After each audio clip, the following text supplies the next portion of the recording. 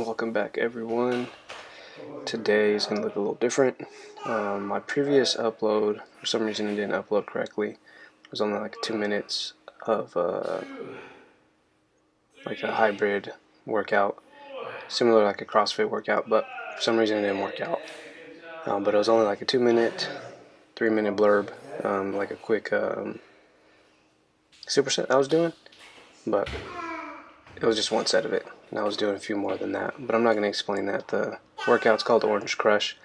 You guys can look it up on like a WOD, Workout of the Day website, and see that workout there and see what the deadlifts and rowing combination is, or sprints.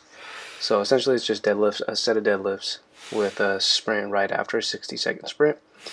Instead of me sprinting, running, I was doing a rowing machine. This video is going to be a little bit longer than usual. I did my best to try to keep it within the 10-minute mark. But right now I am doing a deloading phase. And the following uploads, I'll be maxing out the assessment to see how much strength I've gained over the past. Last time I maxed out was, I want to say last year. But in that video I'll kind of talk about where I maxed out, where I started, and all that. But today's workout is deload again, deloading for the week. And right now I did a superset of squats with bird dogs. I did 4 sets of that, and then this set I'm doing glute bridges with a banded bridges, and I'm supersetting these with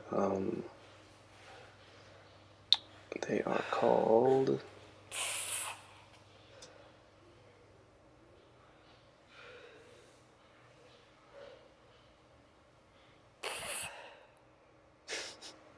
could hear the little guy.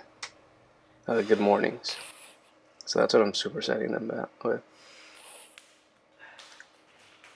He's trying to say cheese in the video.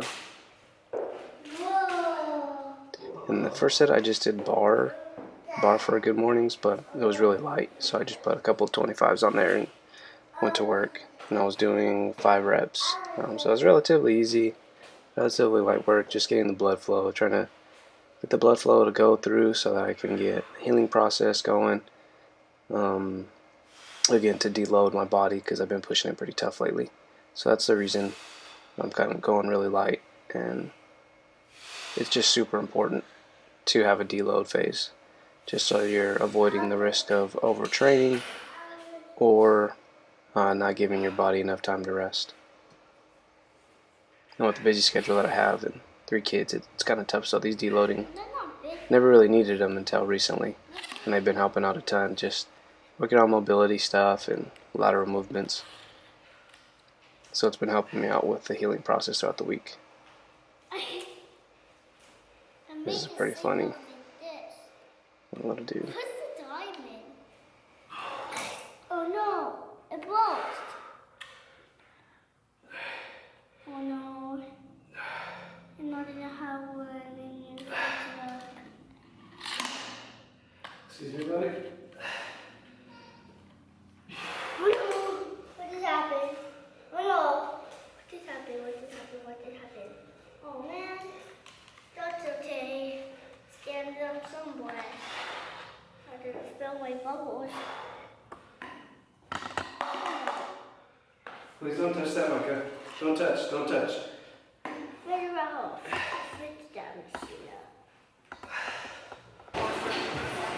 So this is the second day, the deloading phase, and for this I'm doing close grip bench with a 2 negative on the eccentric, and then I'm exploding up at the top and not holding anywhere, so it's continuous movement. It's only 7 reps. And then after this I'm doing a ring row holds for trying to reach 60 seconds, but it's pretty challenging, especially those isometric workouts. I also noticed that I sweat more during these deloading phases or deloading week compared to like my regular workouts where I'm pushing myself, unless there's like conditioning involved. The other detail that I didn't mention is that I'm also doing like 10 to 15 minutes of cardio, in zone 2 zone, so it's like easy enough to where I can hold a conversation in my cardio. And again, that's for healing, getting blood flow going, and just for recovery. Right, when I say healing, I mean recovery. Give my body a rest for a week. Sometimes I do 4 workouts a week, or sometimes it's just 3 during this deloading phase. I try to do my best to get 4 in.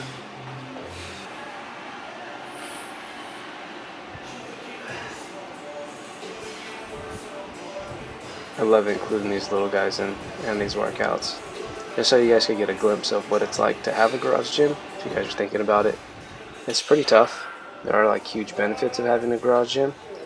It's really cool, it's fun, but also there are moments where sometimes these guys are not participating appropriately, but he's chilling, he's having a good time, and it's cool just for them to be able to see me work it out, and hopefully they incorporate this in their daily lives when they get older.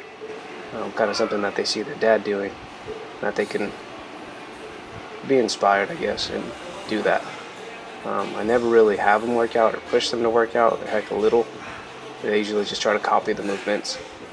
I think eventually I'll start training them, if they want to. The next set here is clapping push-ups, as many reps as you can. And then after this push-up set, I jump right into a kettlebell hang clean, which again is pretty easy, straightforward. One thing I did notice, though, as I mentioned in my previous videos about my shoulder, overhead pressing for my left shoulder is good, but I've noticed when benching, that's where kind of that shoulder soreness comes back, or when I sleep on it, and it has to do with impingement in the front area. So still doing my therapy workouts and a lot of stretching and trying to strengthen the back muscles, those little stabilizers and postural muscles, because that's where the imbalance is. So I've been incorporating that in my pre-workout, my warm-up, and then also my cool-down. I also do some of those workouts during my lunch period at work. So I have my TheraBand at work, and hitting those rotator cuff workouts and those isometric holds. So the final day of deload phase is rack pulls.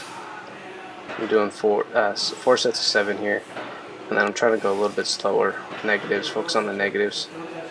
What? This is where an example of not participating. Try not to get too frustrated or upset. Usually they're pretty good about listening.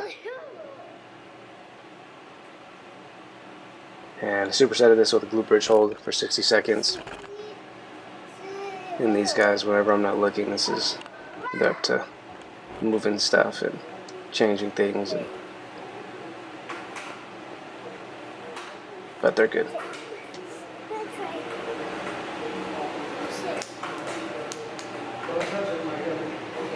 Okay, are you ready? I'm not sure what he was telling us ready to get ready for, but we were ready. And then the second superset was chin-ups. Supersetted with Cossack squats.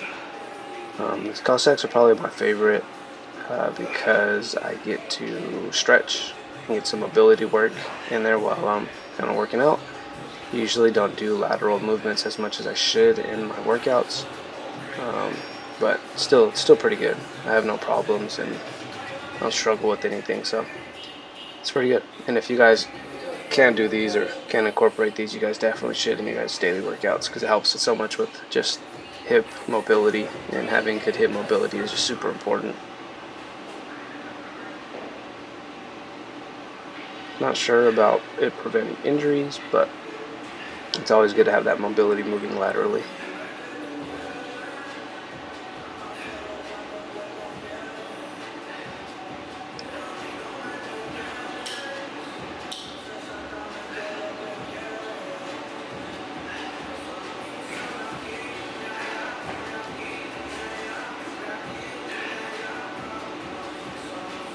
I noticed it's also a lot easier on my left side compared to my right side.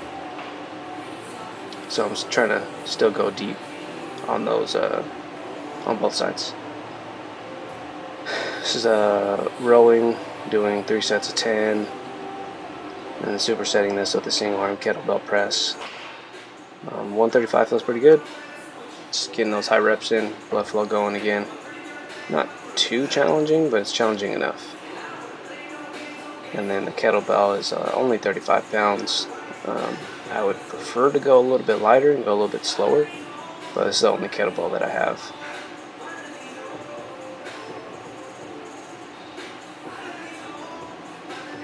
Cool.